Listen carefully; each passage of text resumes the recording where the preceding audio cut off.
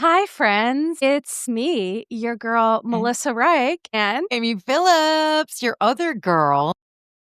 we're here for our darling Bish. Darling Bish Hour.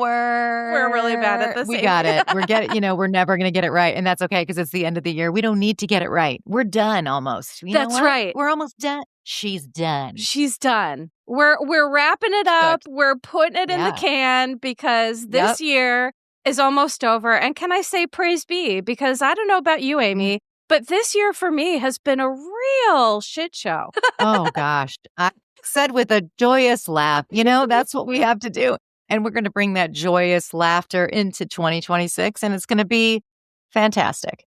It is. So for everyone listening, Amy and I are so happy to have you here for our last Darling Bish Hour of the year of 2025. Oh, the darlings love you so much, I have to say. And I know your bishes. Is that, what do you call them? Well, I don't really call them anything, but I think they call themselves bishes. I think they do. Yeah. Right. Okay. Yeah. You're not like, hey, bishes. Well, I'll just say, hey, bishes. And hey, darlings, what an amazing group you guys are. And thanks for always supporting us. And we love it, which is why I want to reiterate that we are going to be doing a new collab. This is the second iteration of our official collab that will happen every month now. Yeah. So we're very excited about that going into 2026. And it's on the book. So we're going to keep it going unless something comes up. But that's our plan. And so just thanks for being psyched about our little collab here. I mean, absolutely. The darling bishes, I just appreciate them so very much. When we started doing the collab, I got a lot of feedback, a lot of great comments. So people are here for it, and we are here for you, and we are so grateful for all of you. I mean, not to sound so cheesy, but I mean, I wouldn't be here literally without Amy Phillips. I'm not joking. The reason I'm here is because of you, Amy. And because of all the listeners, because for those who maybe don't know or don't remember, I was not even doing this. And then I called into Amy's radio show when you were on Sirius XM, and we connected. And from there, your Bish therapist was born. I don't even know if you remember, Amy, but the first time I was on your show, I wasn't even your Bish therapist. I had nothing to promote. I wasn't even me. No, you were just you being you. And I was but a conduit that was just like an electric line that just went from here to there and just said, hey, guys, I'm just holding up two ends of the sticks here and welcoming in the unbelievable talent that is you. So, it could have been anyone. And I'm just glad that the universe, if you will, or God or whomever, chose me to be the person who hands out to you the platform in which you are so born to embody and guide. And it's truly remarkable, Melissa. I mean, you are just like, instant meals or instant this, instant hot chocolate, anything you put into the microwave and it's done. I mean, that's like you. It's like I met you and it was just like, oh my God, she's unbelievable. Like, you're just done. So I have nothing to do with anything except for just being an unbelievably lucky player in your story. So thanks for just being an incredible person. And you've helped so many people, Melissa. You have. Well, that is very sweet and very humble. But I really do owe this to you because without you, no one Stop saying that. It's true. You would have heard my voice. I wouldn't have had a platform. So I just want to give you your flowers, but also thank you to the people. I am grateful that I am using just my experience, strength, and hope to help other people because, I think it made me sad not being able to practice as a therapist due to my health issues, but now to be able to reach people on a bigger platform. I think sometimes people are determined to misunderstand me, and that's fine. That's fair. I understand. Not everyone is going to get it, but this fills my soul. This makes me feel like I cannot work anymore because of my health, but I can do this and still reach people and connect with people and help people and all of those things. If it wasn't me leading you to this situation, it would have been someone or something else because this is your destiny. So That's why I'm just saying like, oh, thanks for using me. So Yes. So anyway, enough of on that that love note, fest. love That fest. yes, love it. That was really important to start out with. But Yeah. today, what Amy and I are going to be covering is Surviving Mormonism, which is Mhm. Heather Gay's I guess it was a docuseries, 3-episode docuseries. Which really ended with what seemed like to be continued, right? I mean, Oh, I definitely. okay. So Yeah. do you think we're going to be getting more episodes like next year or something like that? Is that where do you think we're going? Or are they just going to see how it? I wonder if that's like the first three to see how it goes. And if it's successful, then they'll pick it up again. I wonder what the business plan is for this. Well, I guess what they would need is more victims, more people to tell their stories. And as long as they have that, I think, how it ended was with Heather kind of getting, and we'll talk about this at the end, but she got like a really sick piece of information at the end of filming this. And she was saying, I'm committed to doing this. Mhm. Heather Gay is kind of like, for those who haven't watched Surviving Mormonism, I'll kind of lay out the groundwork, which it's 3 episodes. And it's Heather sharing some of her experiences with Mormonism, but it's really giving victims who have been egregiously abused from the church or people at the church, giving those people a platform. And so what I Mhm. liked, Amy, is that it gave Heather, we got a little peek into some of her personal stuff. There was one specific part that she shared that just stuck, it was like burned into my brain. But to give all these people who have been traumatized a voice is literally the best gift you can give trauma survivors, is to be heard, Mm. to be believed, to be validated. What I will start out with is a trigger warning, because while Amy and I are going to try to, bring some levity and, lightness to the situation, we are really going to be talking about very heavy concepts of child abuse, specifically sexual abuse, pedophilia. I mean, it's really going to get kind of dark. What I plan to do is talk a lot about clinical concepts, about how cults, the psychological concepts that cults use, how they get away with this kind of behavior. So, like, I'm going to share a little bit of those clinical insights, and then Amy and I are going to just talk about the series, right? Great. Yeah, that's great. Thank you for giving that trigger warning. And I certainly, when I put this on, I really did not expect it to be like Heather Gay in the car, like on her, expedition to talk to victims. I didn't see it like that. It was I love the way it was done. It was gritty in terms of her like driving to these people's homes and very, on the road journalism. I thought it was really fascinating. I think and not to, I'm not going to jump to the end in general. I just want to say that when she was brave enough to explore the idea and the revelation that she was raised in a cult Yeah.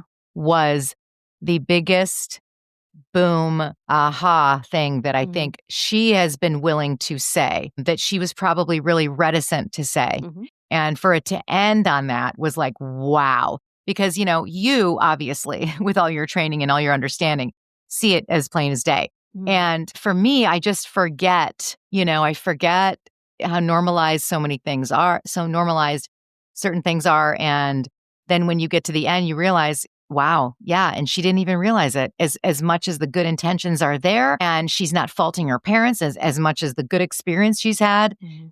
But at the end of the day, she was like, I was raised in a cult. And that was like really compelling. And I thought very, very powerful. I completely agree. And what I could appreciate is that, as a clinician, when you meet with people who have had significant trauma, you can see it in their eyes. You can see that there's something missing for them. Like, just Ben is a good example of that, which we'll talk about him in a minute. So Heather, what she did is she featured several dozen victims. Some of them were featured like kind of on Zooms and little snippets.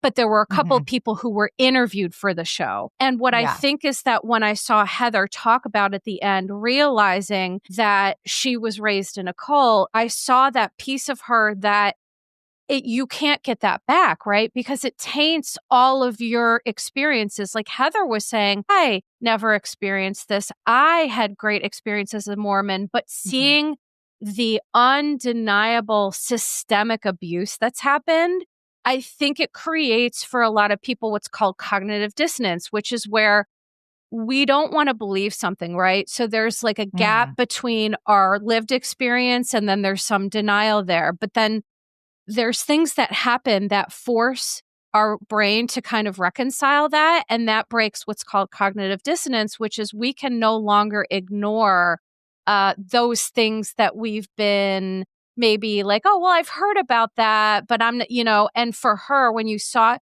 it was something she couldn't ignore. It was sad. I saw grief in her eyes. Yeah. And you saw her really struggling with having to say it out loud because she feels probably like she's betraying her family by saying what you did to me, even though my life was really good, was wrong. Or, you could see that struggle. And I get it. Like, you don't want to betray your family either. You love them and they had the best of intentions, just like anybody does. But yeah, that was tough to see. It was tough to see. So what I want to start out is just like laying out the definition of a cult. It's very short and sweet. A cult is defined as a group or movement that uses manipulative tactics to control and exploit its members, plain and simple.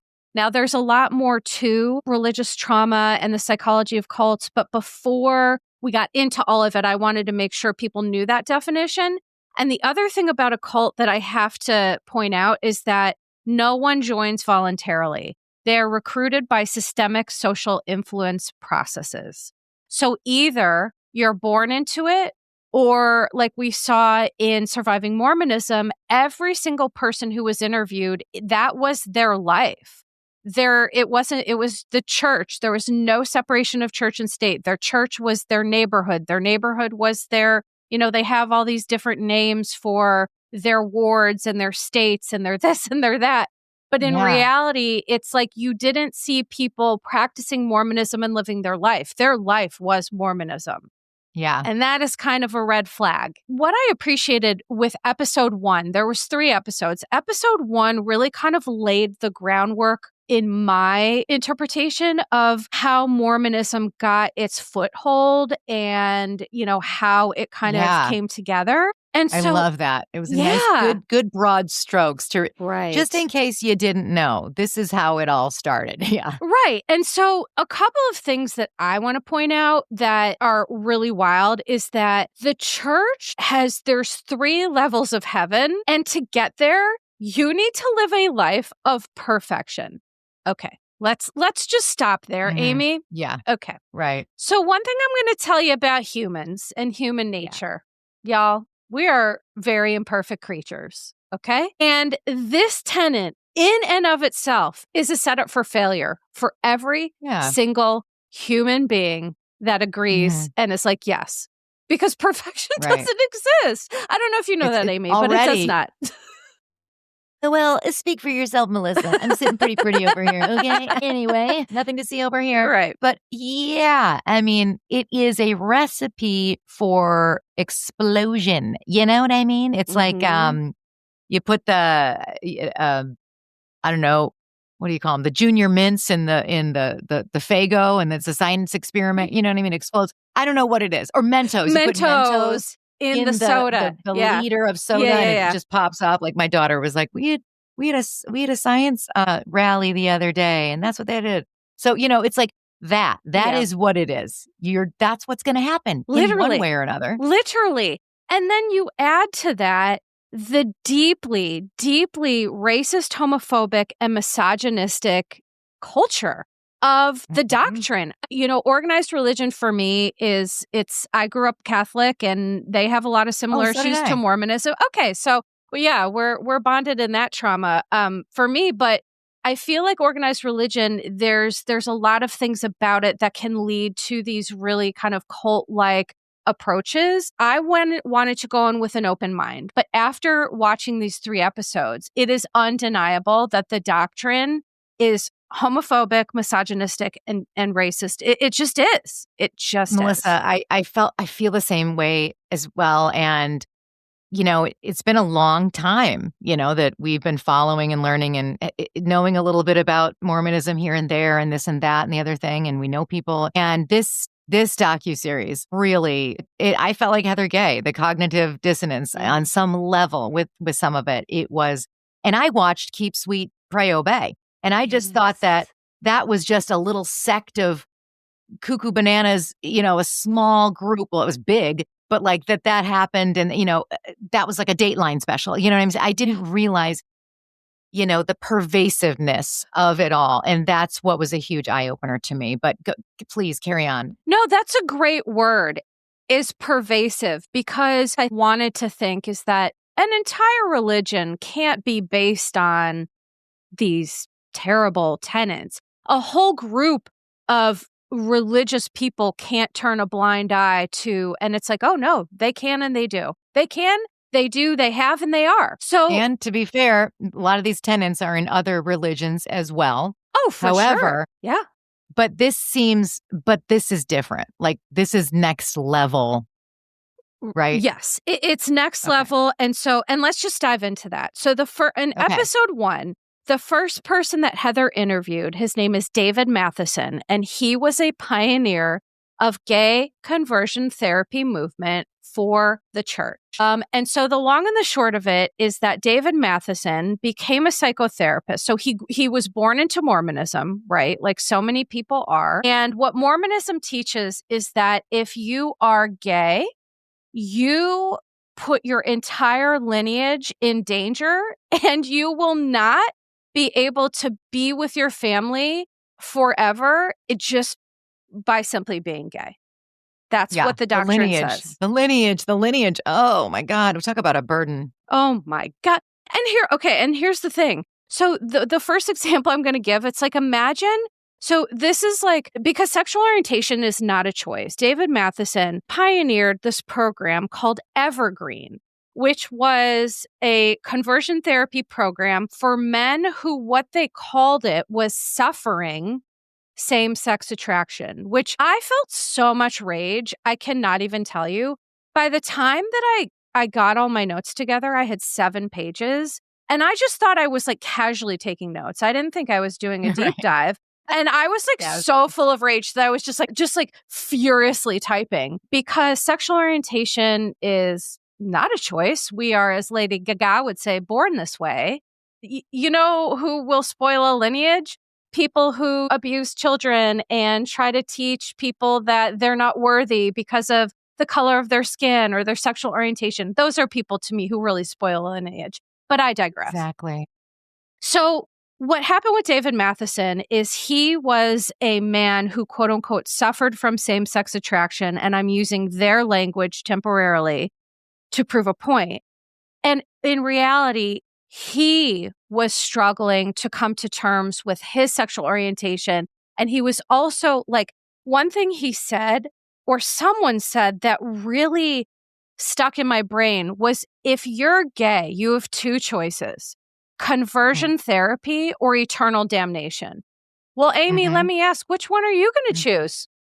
Which one? Eternal damnation sounds like more fun. I mean, to me it does. But, for people, like, the one thing I can tell you, psychologically speaking, is that all humans need love and connection. Period. End of sentence.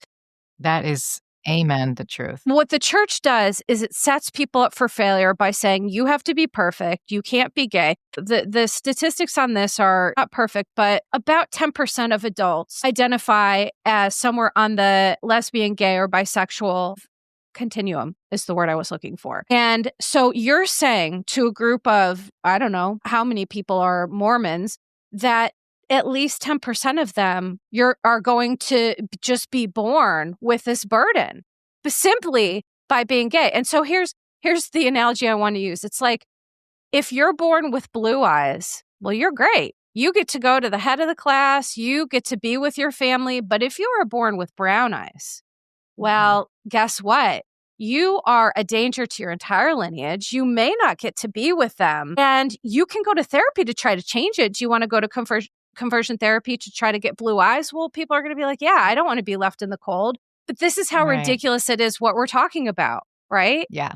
And so conversion therapy, this man, David, was like watching his own videos of trying to, oh my God, woof, right? That was wild. Great video. I mean, perfect video, like a perfect little promo video that you have no idea, like the blatant, evilness of it, actually, when you see the untruths that are being spoken. And I can't imagine what that must have been like for him to look back on that and to see him younger and to see that whole thing and what a transformation he's had and how he looks great, by the way. Yeah. He's really buff. He's living his best life, thank God. Yeah. And As an openly he's a gay man. Housewives fan, I'm sure. Oh, Yeah. I'm sure. So, yeah. David, I we love love that. you. Yeah. And what I saw in David's eyes is the pain of all the people that he hurt because Mm. there's a psychological concept here, which is called reaction formation. Okay. So reaction formation, when we have desires that are deemed inappropriate by like our social structure or even ourselves, then we do this thing where we go actively against that feeling. So, when you see church leaders who are homophobic and then they're caught with their gay lover using drugs in a hotel, this is reaction formation, which is, our brains and our bodies have a lot of defenses to protect us from things, psychologically speaking. Okay. And so that's one of them where David and all the other people who were gay, but were told, well, you're a real problem.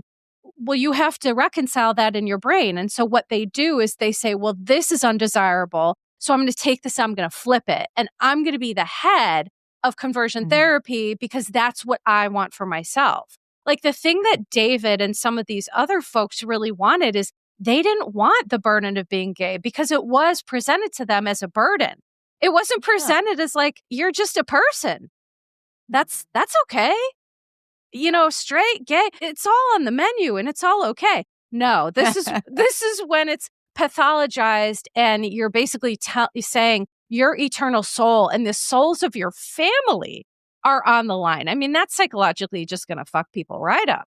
Yeah. Yeah. I don't want the burden of that. I don't want to have to answer for Jeremy, my great, great, great, great grandchild who's kind of an asshole anyway. Like, Right. I don't want to have I don't have to deal with that. Right. Yeah. Yeah. That's too much. That's too much for what nobody should be responsible for anyone else's behavior except for your own.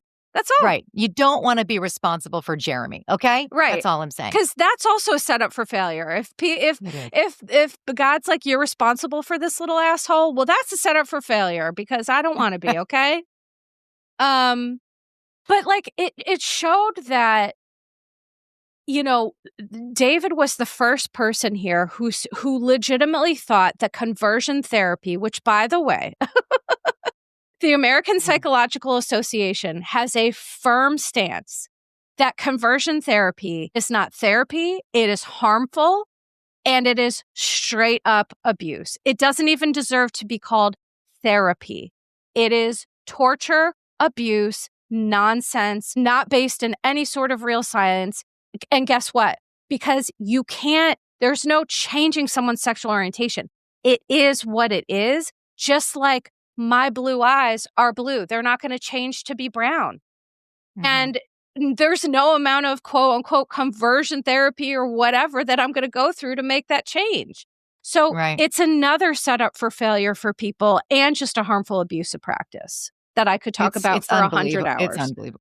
And the video showed clips of them, in their exercises, what they would have to do. And when he was talking about the certain things, what Heather was asking him, well, what about this? I heard it was like the underground gay railroad where you'd go there and you'd either like for hookups, and that you couldn't hug people more than 10 minutes.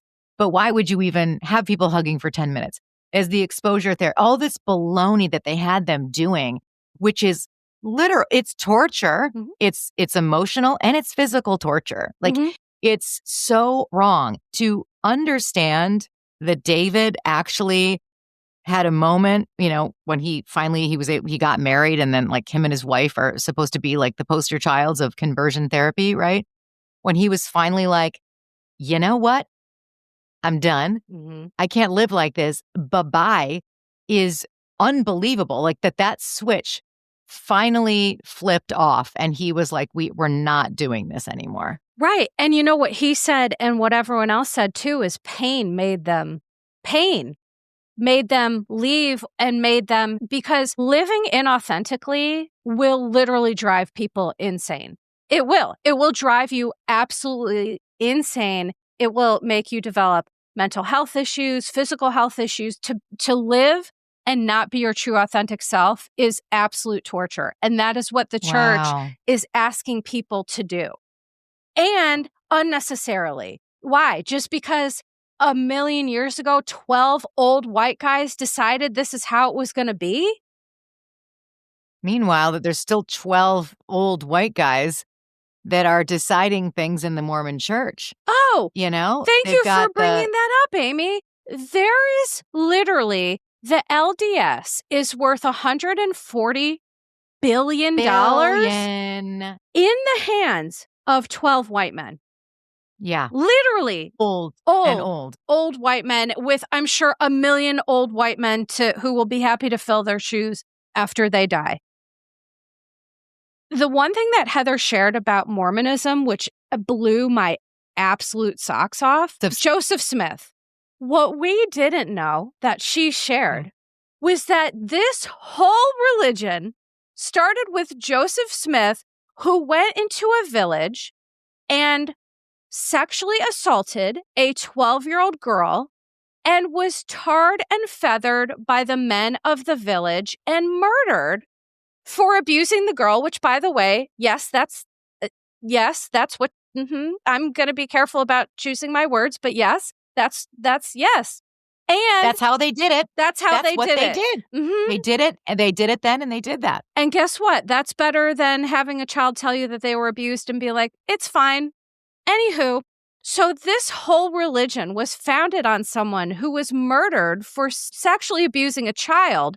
And they just went to a place where they could just do that more freely without having troubles. Zion, where men could marry child brides and abuse children. It is so bonkers to me that is the start of this religion. And people are like, yeah, sign me up. But listen, I do have to say, for people who are listening to this, who are practicing, I understand that what we're saying is harsh. And I'm not trying to offend anyone personally. And I'm not trying to break anyone apart from everything it is that they've known. But I'm also not going to not call these things out, right? Because everyone in Mormonism practices it differently. I have a friend, Kristen, who she was on the show before. She married into Mormonism and her experience is quite different.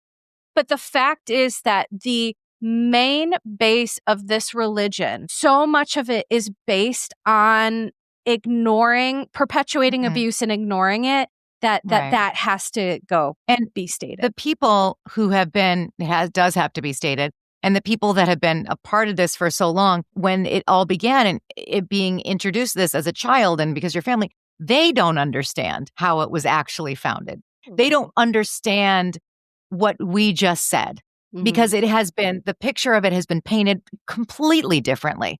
You know, it is not the story that people are told when they're in this. They're told a totally different story. And so many religions are begun, and I should say cults as well, begun and based on incredibly cruel practices that have now evolved over the years to be somewhat of a grocery store of, you pick and choose and you make the best of it and then you move forward. And it's not all the worst case scenario. Right. And to that point, Ben, who we're going to talk about next, he said that Mormonism is like a stuffed plushie with a knife in it.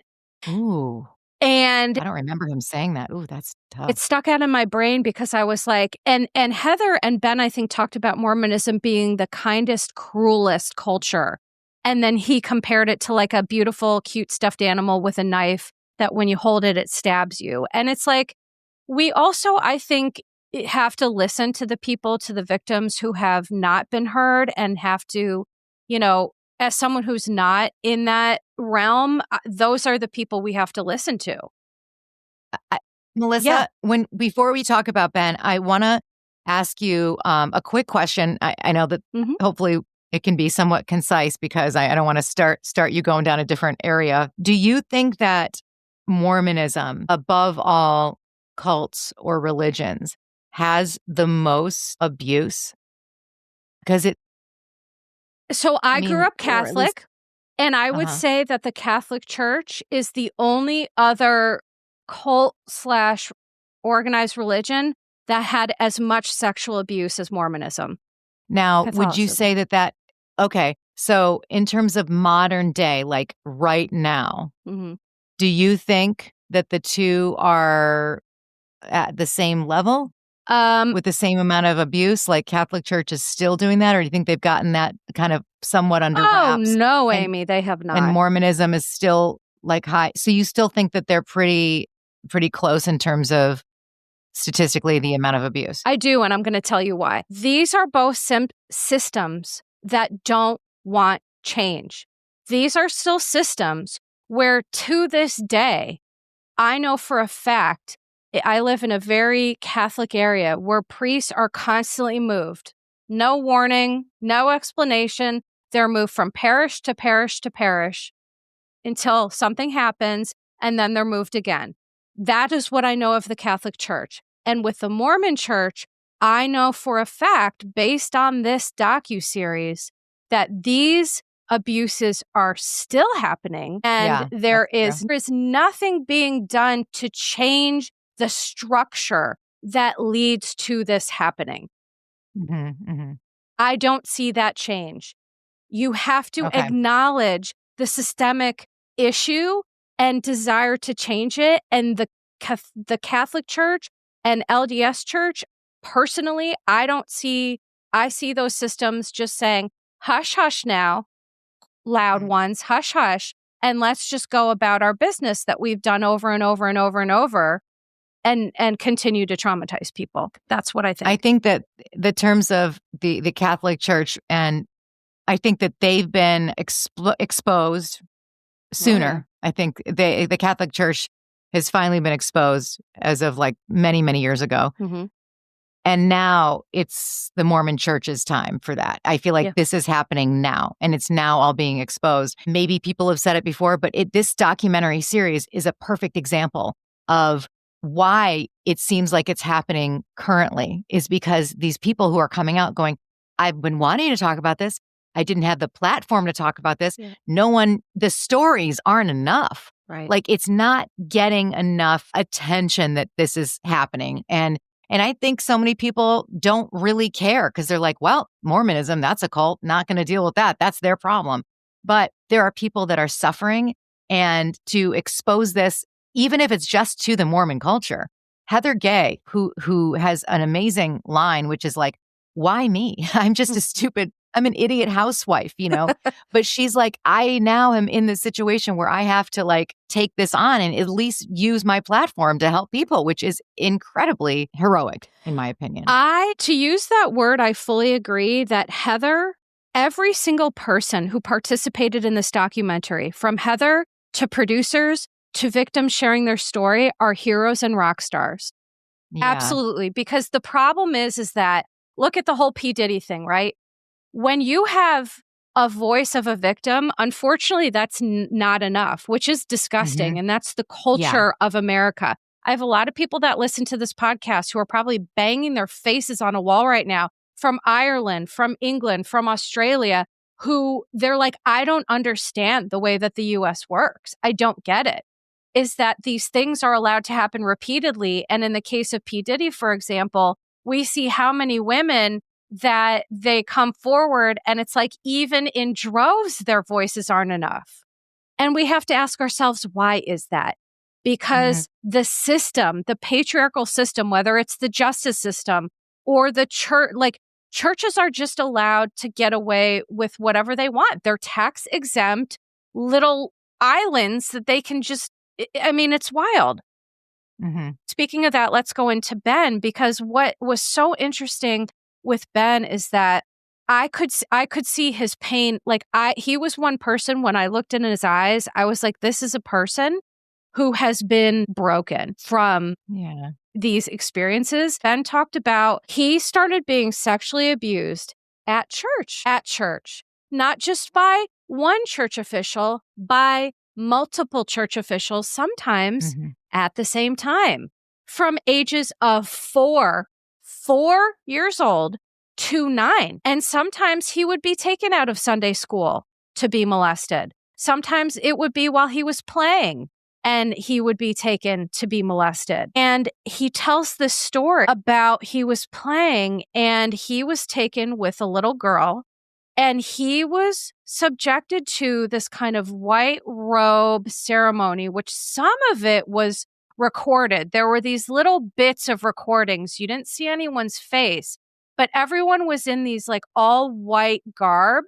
And what they did, all of these church officials, this old, gross pedophile married a 12-year-old girl and proceeded to rape her in front of everybody who was there, including Ben. And these are the kind of horror stories that I want to emphasize to people what a courageous, resilient, beautiful human Ben is, to be able to experience this and continue a life and find some sort of happiness despite the fact that all of this was thrust upon him. And the thing with Ben is as well, is not only was this happening to him, but he was also gay.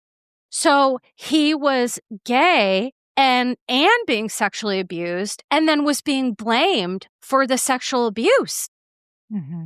And what is so wacky to me is Ben told the bishop, and then there's like the structure within the church. His dad was one of those people. Okay. Yeah. He tells these people what's happening, and the bishops say, I don't know. I think the problem is really that you're gay. So you should just go to conversion therapy, and we're not really going to do anything about this person. Yeah. Oh, and that person denied it, said, he must have me confused with someone else. Oh, and everyone was just like, oh, okay.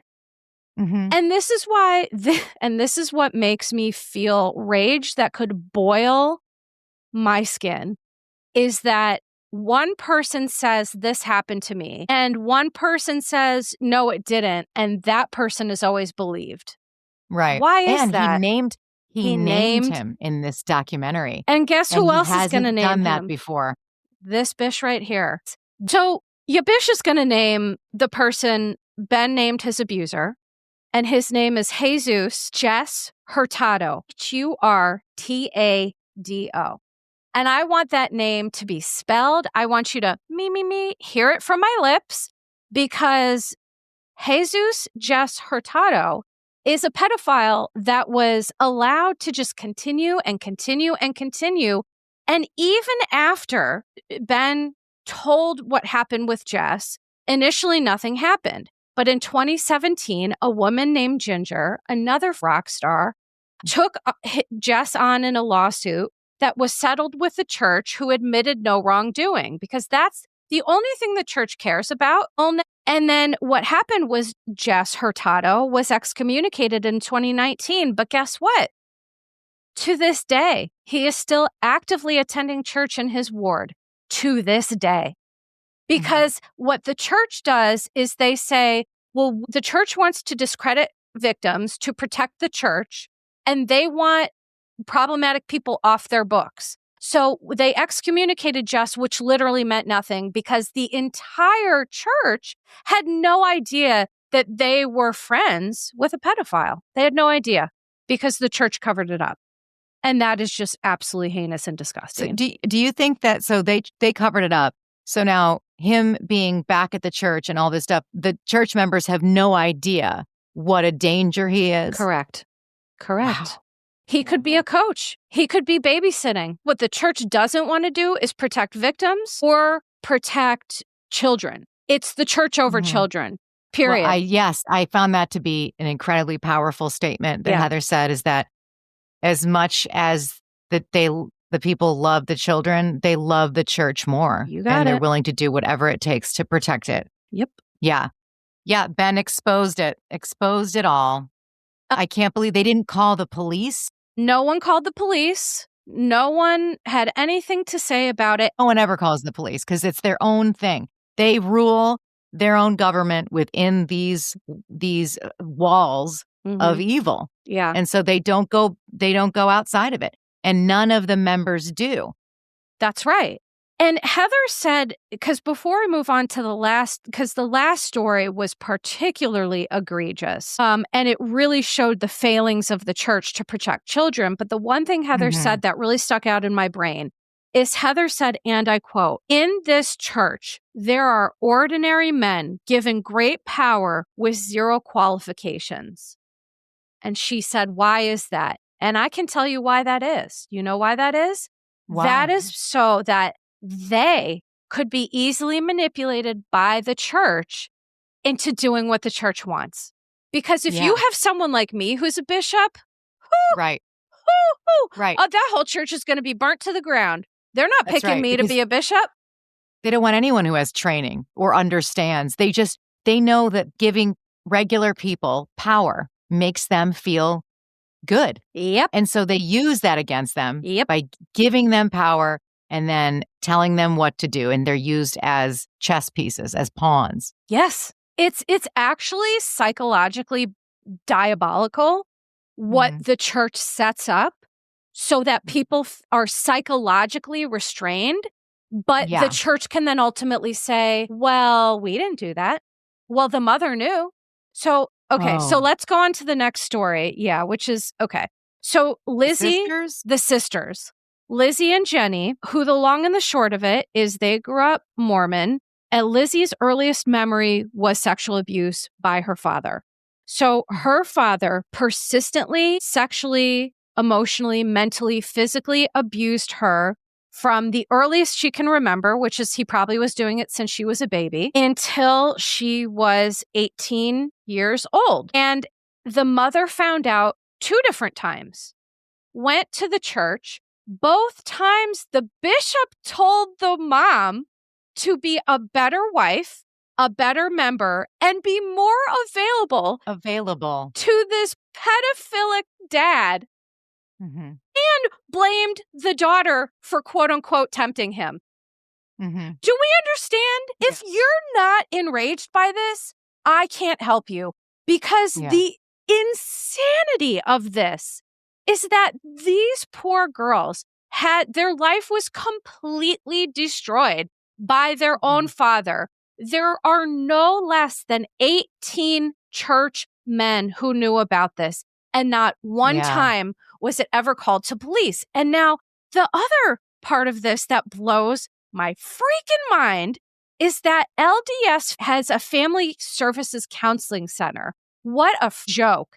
Because a hotline to nowhere. No, that was different. The hotline was different, but I'm glad you brought that up. So that's a second thing.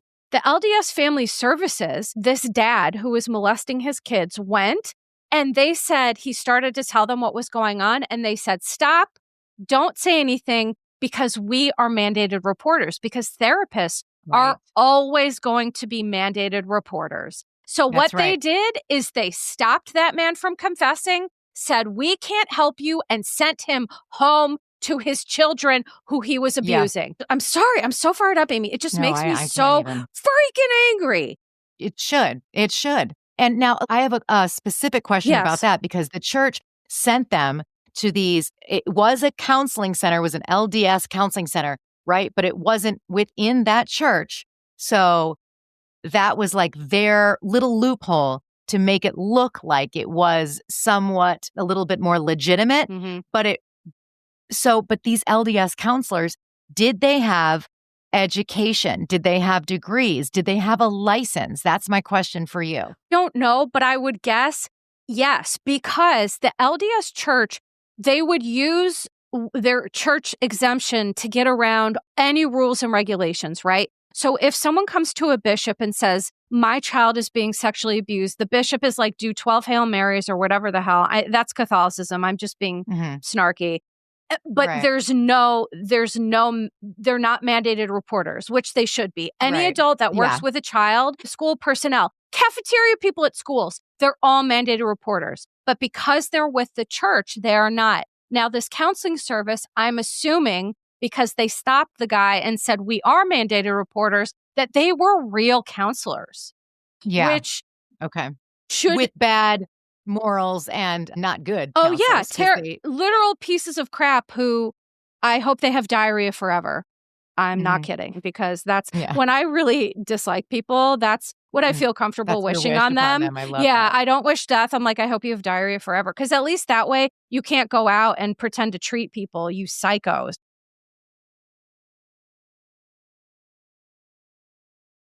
And then we find out that there is a hotline specifically for reporting child abuse. But do you know what the hotline is really? It's a hotline that goes straight to LDS lawyers.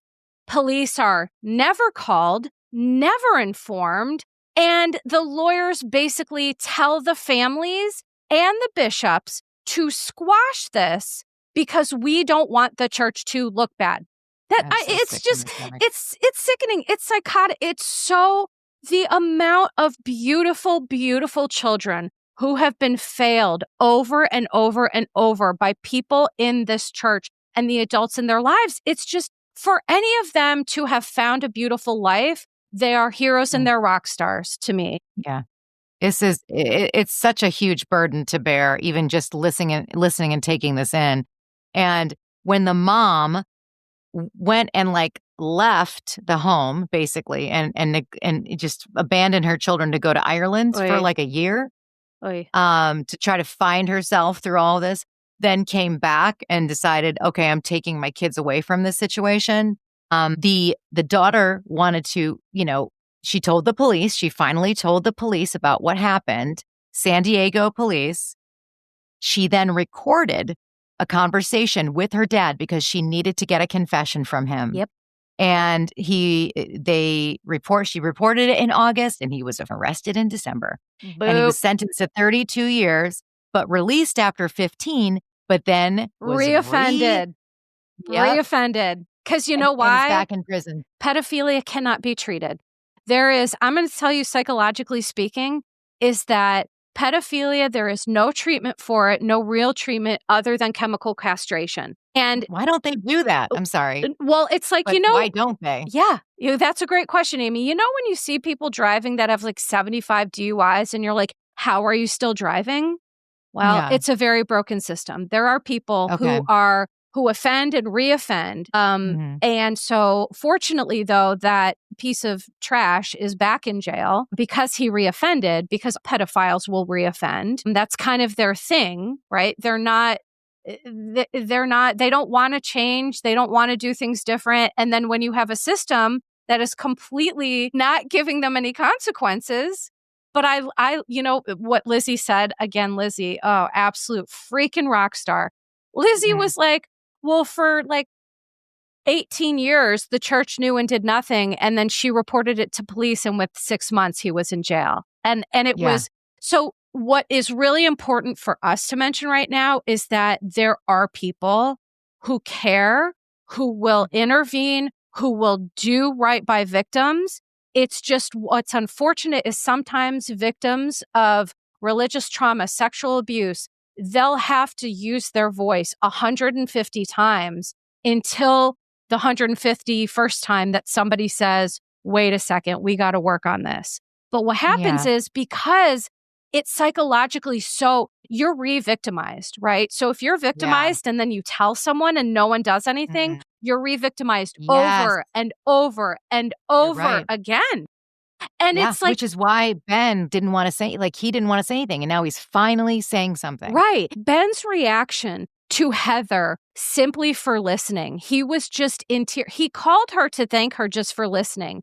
And what I wanted to say about that is that as a trauma survivor of complex trauma, the one thing that I recognize is that all Heather did was listen and give him a platform, but she also apologized to Ben because of her own biases and issues with Mormonism, kind of stepped away from him when he was trying to tell his story. And so what I appreciated is that Heather owned her misstep. She said, I was wrong, and I apologize for not hearing you sooner. The look on his face, it was childlike. It was a childlike look of somebody hears me and believes me.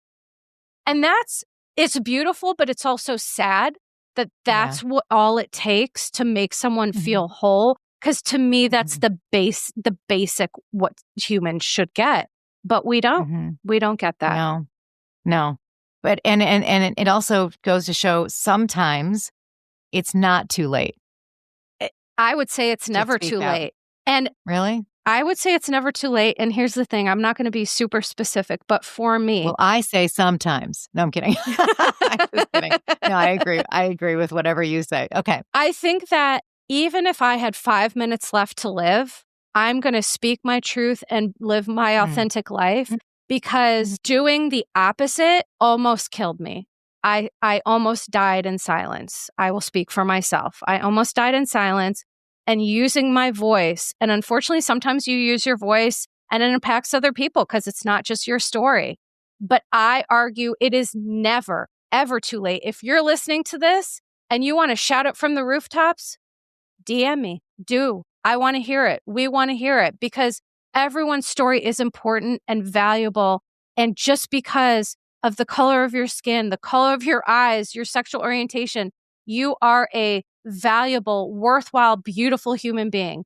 And if other people can't see that or don't feel that, then that is not the right room for us to be in. It just isn't. Preach.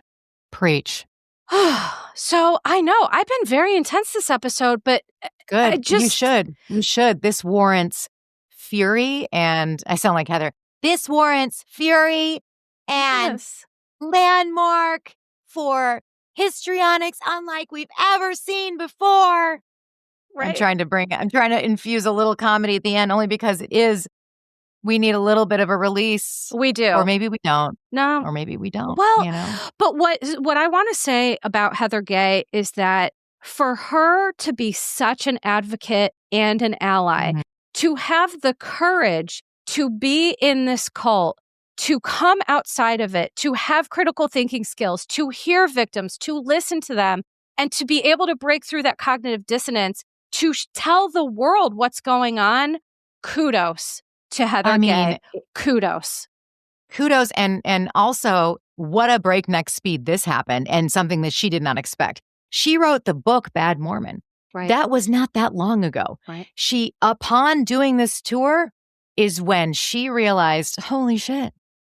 I mean, this is beyond the scope of what I ever imagined it ever was going to be.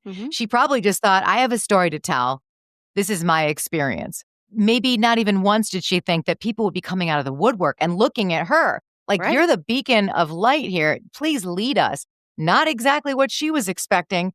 She's probably just trying to figure out what she's going to pack on the next housewives trip. Meanwhile, people are flooding her DMs. And what is she supposed to do with all this? And she went and did this, and she didn't have to. She did it. And furthermore, when we talk about the housewives and, how toxic it can be and all these things, these are the types of situations that yield the fruit that is meant to be, which is that people's lives are changing. The turnstile happened because of the Real Housewives. And then you add Salt Lake City, and now you've got all this drama, and it's such a successful show. And then Heather is so successful that she decides to write a book. And then that, brings people to tell their truth. And now maybe some kind of change will happen. And when Heather said, I just fear that I'm not enough. Right. I really felt that. I felt that really hard. And I feel like she's not enough. She's yeah. And here's the thing. Not enough. But it's not knock to her. It just speaks to we need so many voices to take down this giant system, who, by the way, now has such wealth. It's almost impossible. It's like David and Goliath. It's dangerous. Absolutely right. So now we have this church that has such wealth. Her voice isn't enough. But you know what is?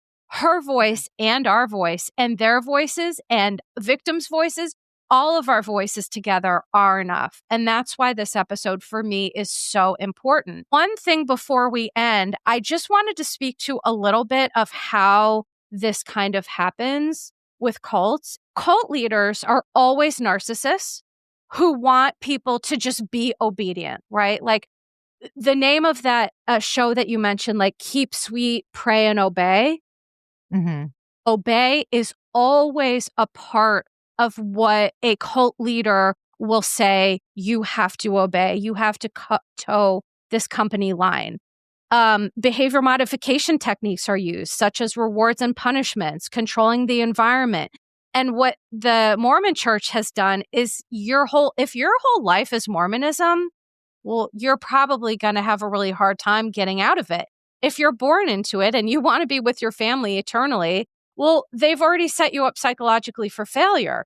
So what happens is people are born and then the church tells them, well, your identity isn't acceptable. And then they form a new identity that's reinforced and they suppress their real identity, that's what leads to the real issues: depression, anxiety, feeling like you're going crazy. Because if you're trying to suppress who you are and be someone you're not, that is a recipe for just not good stuff. Another thing they do is called social conditioning. So through society, family, media, culture, institutions, it trains people to adopt beliefs, behaviors, and values, shaping their thoughts and actions, which teaches them, well, if you want to fit in, here's how you have to do it. And what the Mormon Church does is it controls people's access to information, and it creates a sense of dependency on the group.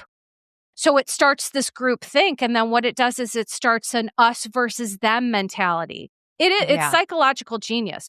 And that's not all. This is just a little bit. And then what they do is isolation. So they isolate people. Yeah. They say, well, if you're not friends with Mormons, or what do they call that in Scientology? Like people who don't participate. Oh, right. Suppressive person. Suppressive person. Yeah, that is cult isolation. That is what that tactic is. Then there's group dynamics and peer pressure.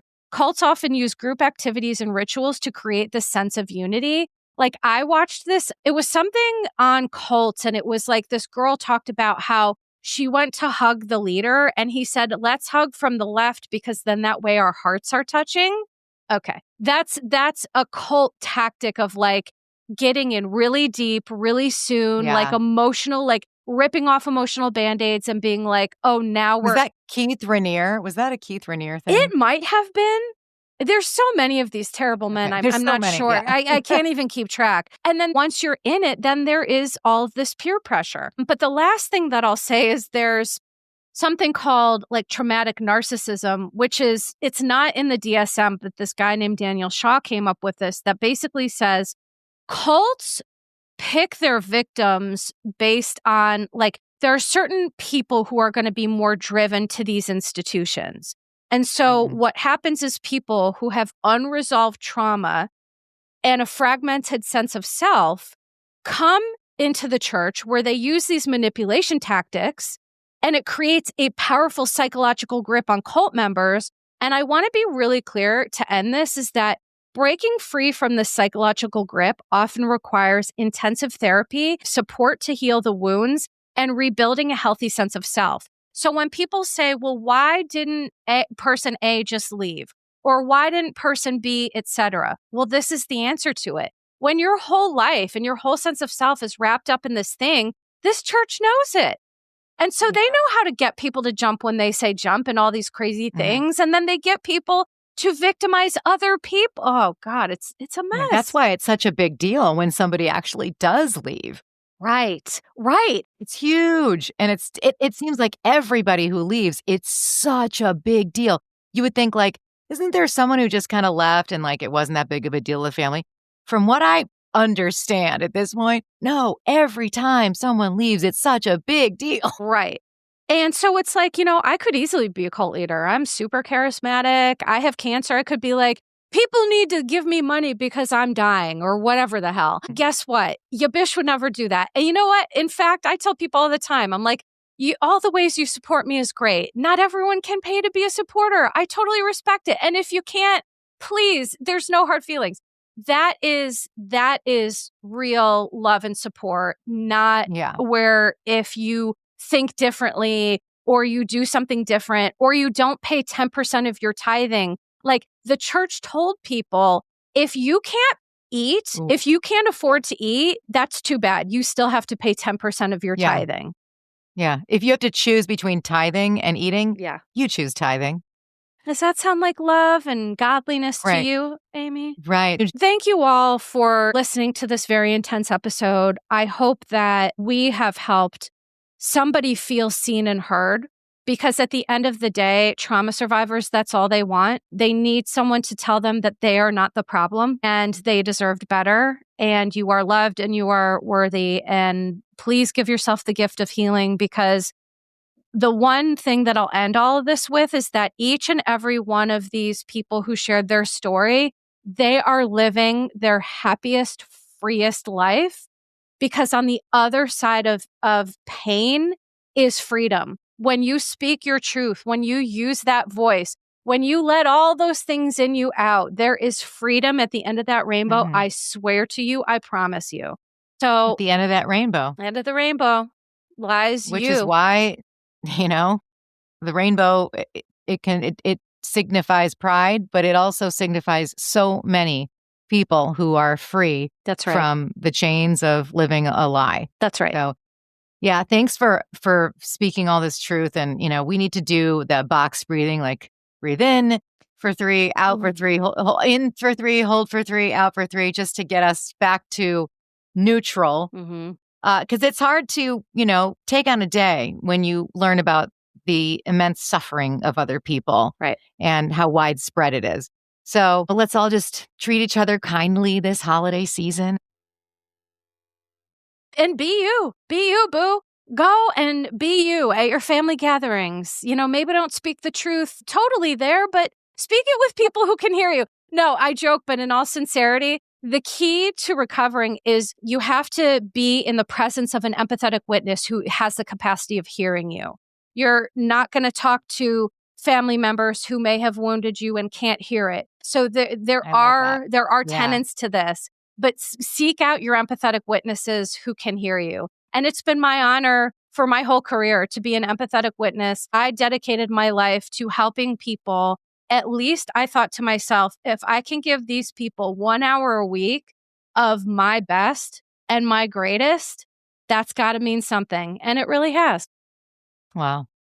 And I do a show like 5 days a week. Sometimes I do 6 shows or 7. I'll cover 8 podcasts. And you know what? If you took a few minutes out of each of those podcasts, you might get the best of me, and that's all I can do. You might get 1 hour in total of the 8 hours that I put out. No, I'm we need laughter and we need light. And so that is where you come I in. agree. The laughter, the comedy, I love your The lightness. impression. Exactly. Yeah. And I think that's why we work well together, because with the dark needs some light and vice versa. Right. So that's right. So Thanks, thank Melissa. you.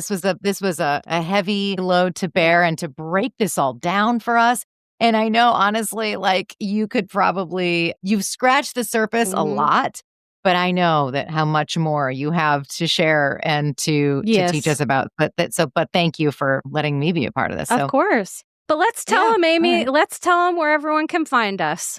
Hey, I'm over at, if you want more episodes, okay, if it's not on my public, which is Drama Darling, on the public, wherever you get your podcast, go on over to patreon.com/Drama Darling. More content over there. You can get into the conversation. And I'm on Meet Amy Phillips on Instagram. How about you? Yeah, so you can find my free podcast everywhere available. And I post videos on Spotify, on YouTube, and on my Patreon. My Patreon, like Amy, is really where it's at. We have such a kiki, and I just love it over there. So check out patreon.com. You can search for Drama Darling. You can search for Your Bish Therapist. And you can find us, and there you are. Boom. And there you are. And I think I'll be back maybe on like January 3rd, because January 2nd is a Monday. And I don't think there's going to be a show on New Year's Eve. So I'll probably be back on January 3rd. Thank you. Okay. So you can look forward to, I'm going to be ending the year with Mandy and beginning the year with Amy. I mean, I am blessed. We are blessed. That's right. I am so thrilled. Excited. So for everyone listening today, we thank you so very much. Sending love to you and yours. Ta-ta for now. Thank you. Disclaimer: posts are not intended to diagnose, treat, or provide medical advice. Your Bish therapist is for entertainment and informational purposes only. The podcast, my opinions, and posts are my own and not associated with past or present employers, any organizations, Bravo TV, Greyheart Productions, or any other television network. The information in YBT podcast and on its social media is provided for general informational purposes only and is not intended to diagnose or treat. Please do not act or refrain from acting based on anything you read, see, or hear on YBT podcast or associated social media. Communicating with YBT via email and or social media does not form a therapeutic alliance. Melissa, operator of YBT, is unable to provide any therapeutic advice, treatment, or feedback.